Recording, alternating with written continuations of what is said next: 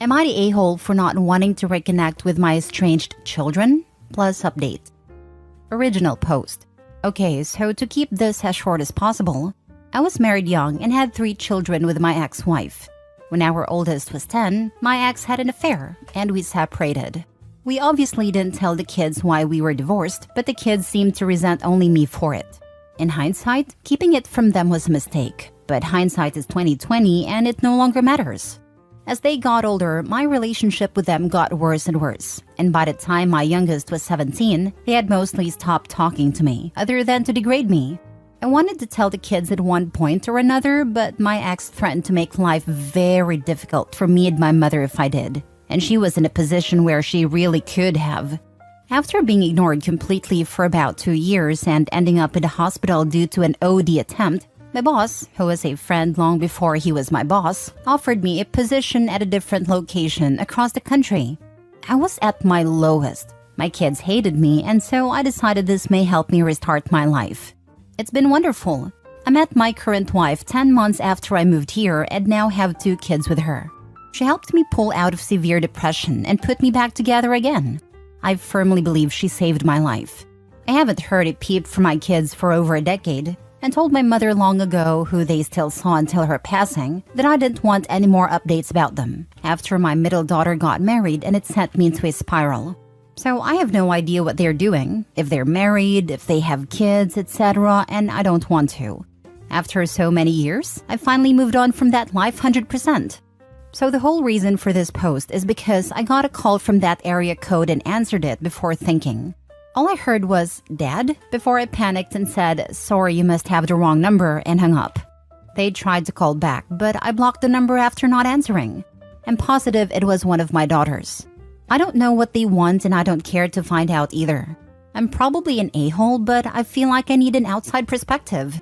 I'm kind of freaking out a little because I just want to be left alone. Now for the top comments before reading the update.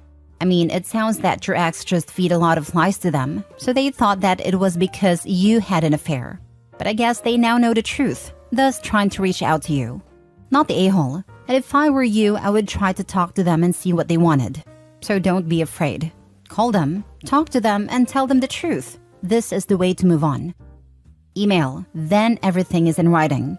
You can take your time to digest and respond. Not the a-hole. If, and only if, OP wants to hear why they called, email is the best. If they want to apologize for how they treated him, they shouldn't expect his answer. Email is the best. If talking to them will bring strong flashbacks, email is the best. But he absolutely doesn't have to talk to them. When they were degrading him, when OP OD'd, all of them were adults. And any adults know that there are 2 sides of every story. They were victims of ex's lies, but they became bullies and abusers themselves. Driving someone to self-harm takes a lot of effort. He owes nothing to them. He owes to be a responsible parent and partner to his minor kids and his wife. And if letting them back into his life could cause a mental crisis again, it is just irresponsible to let it happen. If one or more of your kids wanted to apologize to you and establish a relationship, would you be open to it? Is there room for healing? If so, is there anyone who could be the go-between on your behalf and see what they wanted? Parental alienation is a form of brainwashing, so their behavior, which you never deserved, could have stemmed from that. Your children also didn't deserve this brainwashing. I fully understand why you would not want to open that door again. If one or more of your kids is seeing things more clearly now, the potential for healing could be huge. The choice is yours, and you are not the a-hole regardless of which choice you make. This is a great perspective. My mother-in-law brainwashed my husband and his sister against their father. They haven't talked to that man in 40 years. He wasn't a father of the year, but he wasn't a monster either. This happened to me with my older son. I miss him, but to him, I'm a monster. Your children are also old enough now to know the truth. Your ex-wife has done the maximum amount of damage that can possibly be done. What are you achieving by protecting her? Tell them and get it off your chest, then move on. They can decide if they want to believe you or not, and whether or not they want to be in your life. Keep in mind, the same manipulative cow that did this to you is the person raising your children. They probably have a better idea of who she is and what she is capable of than you might realize. By the time my youngest was 17, all of his kids were adults, or thereabouts. After years of abuse and hatred, he is happy. Leave him in peace. Now for the update. I called my uncle and found out it was my oldest daughter trying to get in touch. I've been reading as many comments as I can, but it's a lot. My therapist made an opening for me Monday and I've called my boss to take that day out. I'm just going to write down everything I can think of, and my therapist and wife are going to help with that. I think emails are the way to go for now. A big concern I have is my young kids. I don't want them to foster a relationship with someone who might pull the rug out from under them, but I'll discuss that Monday with my therapist. Honestly, that's really it for now. I've gained a lot of different perspectives and it's been helpful, but a bit overwhelming too. I guess I'll update later. But I feel this needs to be a very slow process and I still don't know why she's trying to contact me yet. I did unblock that number long enough to tell her I'll send an email address later, but just doing that was really hard. My wife actually typed it for me. Also, I noticed some people thought I was on drugs, but the only drug I ever took was that one time I tried to end it. And I didn't move until my youngest was 19 and oldest was 24, which was 2 years after our last communication of any kind. Hope that clears up any misunderstanding. Next story. Am I the a-hole for refusing to reconcile with my stepdaughter? When I, 40 male, was 22, I met my late wife Lou, who was then 26. She was with her then partner of 10 years, Mark. She had a 7-year-old daughter, and I had fun sort of older uncle relationship with her. We'll call her Taylor. I also had a friend relationship with Taylor when Lou was with Mark. For context, I'm white. Lou was white, but Mark was black, so Taylor is mixed race. Over the next couple of years, Lou and Mark separated, but I remained friends with Lou, and in 2009, I got into a relationship with Lou after her and Mark already split. Even though Taylor was 11 at this point, I already knew her as a family friend, so we had a good relationship for a couple of years. Mark vanished off the scene and went to Jamaica for a bit. However, when she hit her teens, Mark came back into her life and Taylor started to hate me. As much as I tried to be patient and not push it too much, she hated me all the more. I tried to grin and bear it, but me and Lou struggled. No matter what I did, I was the a-hole stepdad. It seemed all the hatred came from Mark. But Lou persevered, as she said Taylor should have a relationship with her dad. However, when Taylor was 16, she stole some very valuable and sentimental coins I had. I'm a coin collector, and my late auntie left me some valuable coins. Taylor sold them, bought a phone with it. It was the final straw and Luke kicked her out to live with her dad. It was hard, but I understood. 3 years later, Taylor came back on the scene and was having trouble. She was pregnant. Mark kicked her out and Lou wanted to help her. As she did me dirty previously, I said I didn't want a part of it after Taylor screwed me over last time. As hard as it was, me and Lou split. So then 4 years later in 2021, I reconciled with Lou. And soon after, we found Lou had cancer. I looked after her for a couple of years, but 6 months ago, it was diagnosed as terminal. By this point, Lou and Taylor's relationship broke down previously, and they hadn't seen each other for a couple of years. But shortly before Lou died, they met and reconciled. Lou died in February. Before she died, we had a quiet wedding ceremony. Before she died, she said Taylor should be able to come to her funeral, so I honored that. The funeral was last week. As much as me and Taylor had this bad history, I didn't have the energy to be horrible. So I was polite to her, hugged her, and was polite. Didn't think much of it. But then a couple of days ago, I received a letter from Taylor, saying how much she loved seeing me and was sorry. That her dad is a horrible man and she saw his true colors. And that he manipulated her, and how I was a better dad to her and how she regrets what she did. She included her mobile number and said I should ring her and we should have a coffee so she could apologize in person. And that I should meet her kid. Initially, I chucked the letter away. All I seen her is that she robbed me valuable years with Lou. But when I told my mom, she uncharacteristically said I should meet Taylor and give her a chance. Admittedly, I don't have much feelings for Taylor and would struggle to see her at the moment. But then again, I'm not a good judge of character at the moment as I'm so down. Am I the a-hole for refusing to reconcile? Now for the top comments. Not the a-hole. Sorry for what you're going through. It sounded difficult all the way through. As somewhat of a cynic myself, and given her seemingly poor attitude and life choices, I would bank on her wanting something from you and using the child as a tool for emotional blackmail to get it. If you do engage with her, have a clear exit plan if it appears she's trying to rope you into a sinking ship. hopping onto the top comment to point out that OP should not make any unnecessary major decisions for a while. Most things I've read recommended a year. The reason is that you're emotionally vulnerable for a long time, and it would be very easy to manipulate someone in that mindset. You have my deepest condolences. My sister just passed the 1-year anniversary of her husband's passing. She didn't think she'd get through it either. Hang in there and give yourself grace.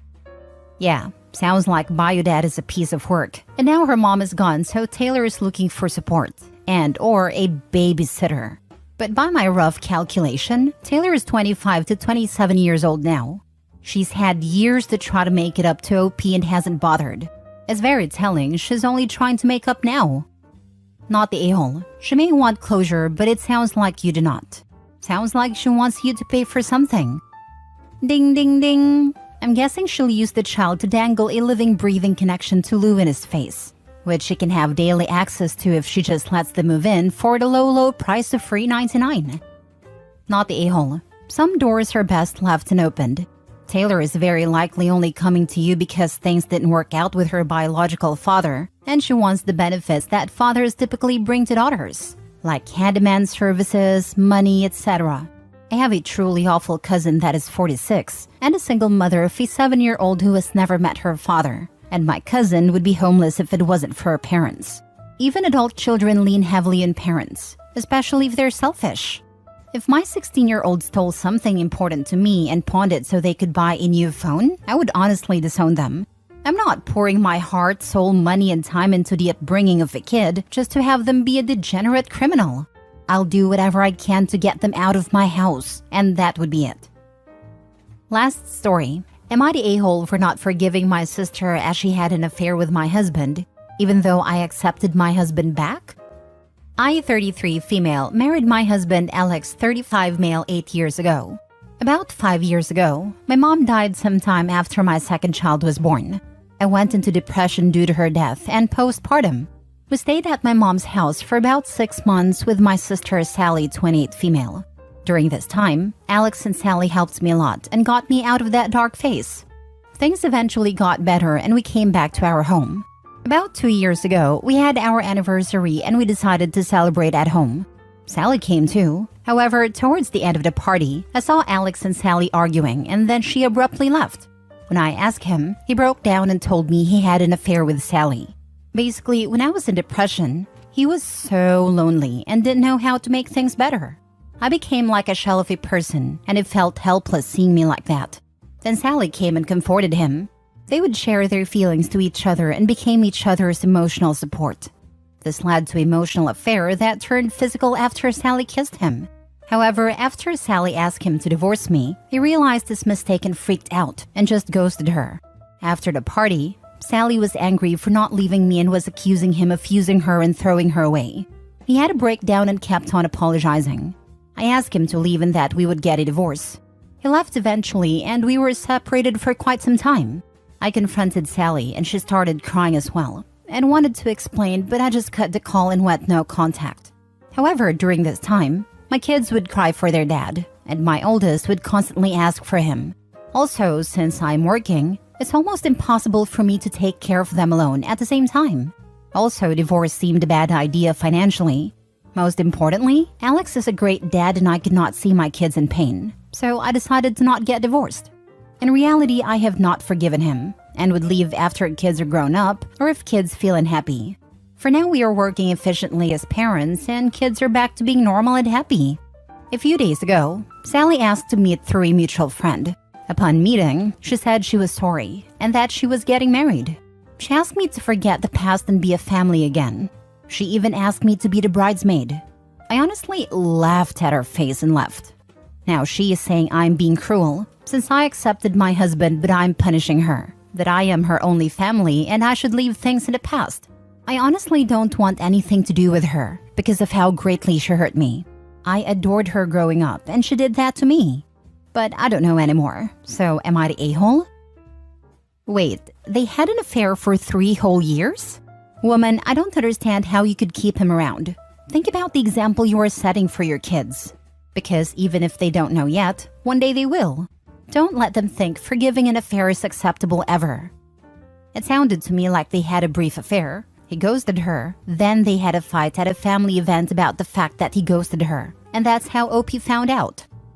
I thought that too, but then I thought it would be super weird that his sister would bring it up years later at the anniversary party. So that got me thinking that it was a 3-year affair. Sister asked him to leave his wife, he ghosted her, and then she freaked out. Not the a-hole, but I still think you should have divorced your husband. You could have been co-parents in separate houses. That way the kids could still see their dad. Good dad doesn't translate to a good husband. Anyway, to each their own, you don't owe your sister anything. But to change one thing you said, that she did that to you at the end, is inaccurate. They both did that to you. Your husband is just as responsible as your sister is. Honestly, my parents divorced when I was 10 years old due to infidelity on my dad's part. And while there were tough times for my mom, brother, and I can confirm that all of us were so much happier that there wasn't tension in the household of pretending to like each other in front of us and forced conversations to make our home life seem normal. Agreed, staying together for the kids is rarely good for the kids. 100%. When my mother and former stepdad sat me down and explained that they were getting a divorce, I was so ridiculously relieved. They weren't awful, but there was always tension in the house, and even at the age 10, I could tell they were not happy together anymore.